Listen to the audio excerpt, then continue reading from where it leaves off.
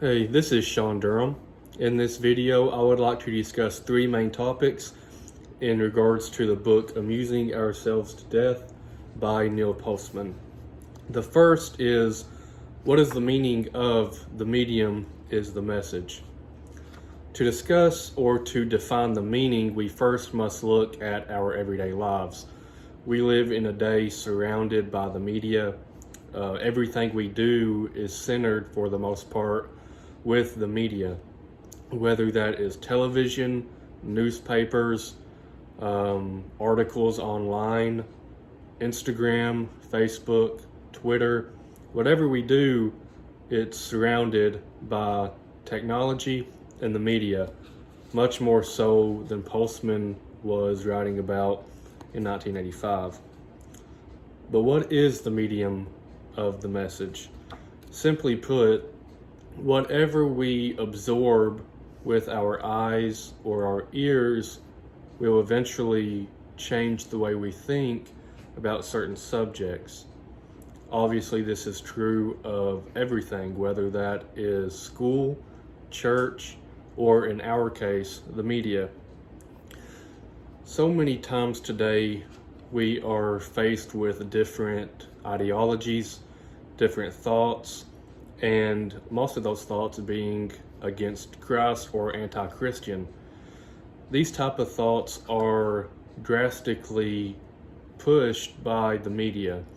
Anybody who chooses to do so today can get on a social media app such as Facebook or Instagram, make a page completely geared toward attacking Christianity, and if they use the right hashtags, within a few months, they could have several thousand followers.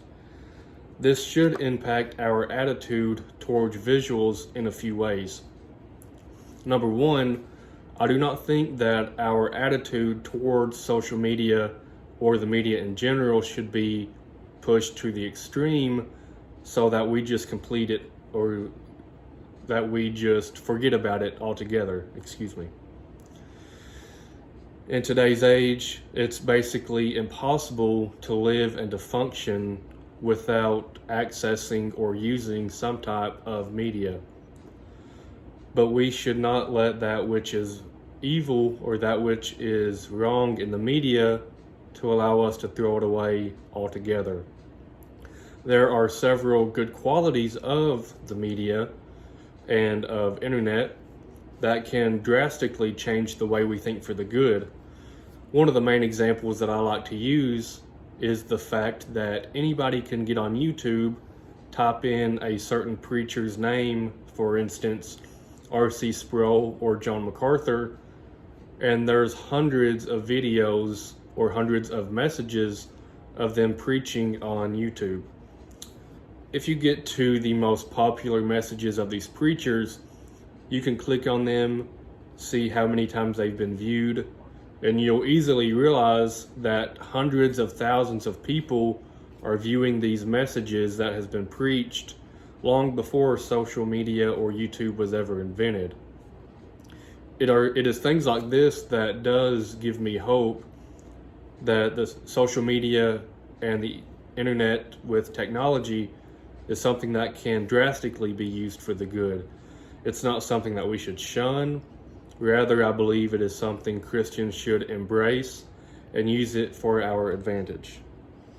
Lastly, how should Christian conviction shape this? This is the most important of all because it is our convictions as Christian that make us distinct from unbelievers.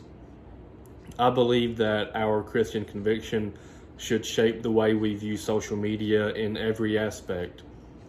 We should use social media to glorify God in every way that we are able to, whether that is doing so on Instagram or Facebook, as I have already mentioned, or whether that is uploading your sermons to YouTube or having your sermons recorded and played on television. The way that we view television and the way that we view social media today is the way that we view social media today, is of utmost importance, and it is not something that we should shun.